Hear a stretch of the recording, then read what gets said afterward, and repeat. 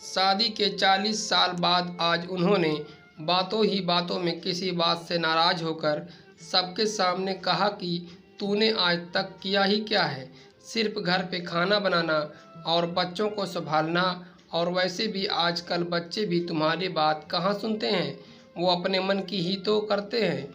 इतने सालों में तूने उनको कुछ नहीं सिखाया, तभी इतने बिगड़ गए हैं दोनों बच्चे। अपने पति की ऐसी बात सुनकर आज पूरी रात सुनीता को नींद नहीं आई। सुनीता सोचती रही, रोती रही कि सच में मैंने आज तक किया ही क्या है। अगर मैंने आज तक इस घर के लिए सच में कुछ नहीं किया तो अब मेरा यहाँ रहने का कोई मतलब नहीं। कहाँ जाना है पता नहीं, मगर बस अब और नहीं। ये सोचते हुए सुनीता ने अपने पति विशाल को एक चिट्ठी लिखी। उसमें लिखा था कि मैंने आज पूरी रात सोचा कि तुम शायद सही कह रहे थे। आज तक मैंने किया ही क्या है, कौन हूँ मैं, क्या है मेरी पहचान। चाहती थी मैं आसमान में उड़ना, मगर उड़ने से पहले ही मेरे पंख काट दिए गए। सपना देखने से पहले ही सपना तोड़ दिया गया। बाबा ने कहा शादी की उम्र बीती जा रही है, मुझसे पूछे बिना ही मेरी शादी करवा दी गई। बाबा का तो मानो बहुत बड़ा बोझ उतर गया। ससुराल में मेरे लिए हर कोई अजनबी सा था, मगर माँ ने सिखाया था कि अब यही तुम्हारी दुनिया है, यही तेरे अपने हैं। अब से इन सबको ही तुम अपने माँ बाबा और भाई बहन समझना। पति तेरे लिए परमेश्वर हैं, इनकी कही कोई बात को मत टालना। सबको प्यार देके अपना बना लेना। माँ की बात मान के मैंने सबको अपना बनाया। मुझे क्या पसंद था और क्या नापसंद इसके बारे में कभी सोचा ही नहीं। सुबह को अपनी काफ़ी और नाश्ता, बच्चों का लंच बॉक्स, बाबा की डायबिटीज़ की अलग से दवाई, नाश्ता, माँ के घुटनों की तेल की मालिश, आपका टिफ़िन, मार्केट जाना, शाम की खाने की तैयारी करना, माँ को इलाज के लिए बार बार अस्पताल ले जाना, बच्चों को पढ़ाना, उनकी शैतानी बर्दाश्त करना, आपके दोस्त मेहमान बनकर अचानक से आए तो उनके लिए खाना बनाना। इस बात बस इतना ही तो किया मैंने, और तो क्या किया।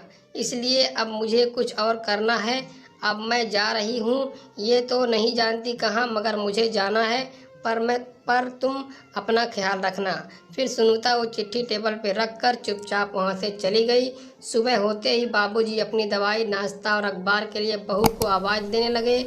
उसके साथ माँ भी अपने घुटने के मालिश के लिए बहू को आवाज़ देने लगी। बच्चे भी, माँ हमारा टिफ़िन, हमारा ब्रेकफास्ट कहाँ है, आज माँ कहाँ चली गई। बाहर इतना शोरगुल सुनकर उसके पति की अभी आंखें खुल गई। क्या हुआ पूछता हुआ वो बाहर आया। इतना शोर क्यों मचा रखा है सुबह सुबह? पापा देखो ना, माँ कहाँ, कहीं नहीं दिख रही। हमको कॉलेज जाने में देरी हो रही है, अभी तक ब्रेकफास्ट भी नहीं किया, लगता है आज भूखा ही जाना पड़ेगा। दूसरे ने कहा मेरी किताबें भी नहीं मिल रही हैं। माँ तुम कहाँ हो? बाबूजी ने आवाज़ लगाई। बहू जरा देखो तो मेरा चश्मा किधर है? माँ ने आवाज़ लगाई। बहू मेरे मालिश की बोतल और दवाइयाँ कहाँ हैं? सारा घर जैसे बिखरा था। उसका पति जोर जोर से चिल्लाया, सब चुप हो जाओ, मैं देखता हूँ वो कहाँ है, यही कहीं होगी, कहाँ जाएगी। वो उसे फ़ोन करने लगा, मगर उसका फ़ोन तो कमरे में टेबल पर ही था। उसने देखा फ़ोन के पास एक चिट्ठी थी। उसने बड़ी अचरज हुई। उसने तो चिट्ठी खोल के पढ़ी। चिट्ठी पढ़कर ही उसकी याद आया कि उसने कल शाम अपनी बीवी को कैसे अपमान किया था। वो भी सबके सामने उसे अपनी गलती का एहसास हुआ। वो उससे माफ़ी मांगना चाहता था, मगर कैसे, उसका कोई अता पता नहीं था। उसने उसके मायके और उसकी सहेलियों सबको फ़ोन करके पूछा, मगर किसी को नहीं पता था वो कहाँ है, किस हाल में है। मगर सुनीता अपने मायके में ही थी। जानबूझकर उन लोगों ने विशाल से झूठ बोला कि वो घर पे नहीं है, ताकि उसे अपनी गलती का एहसास हो। फिर 4 दिन बाद विशाल सुनीता के मायके गया तो वहाँ सुनीता को देखकर वो खुश हो गया, और सबसे पहले विशाल ने सबके सामने सुनीता से उसकी गलती की माफ़ी मांगी और वापस घर चलने को कहा। औरत का दिल तो वैसे भी बड़ा होता है, इसलिए वो अपने परिवार को कैसे अकेला छोड़ देती। सुनीता ने विशाल को माफ़ कर दिया और वो अपने पति के साथ घर चली गई। घर में सब लोग भी बहुत खुश हो गए। अब सब सुनीता को काम में मदद भी करने लगे थे।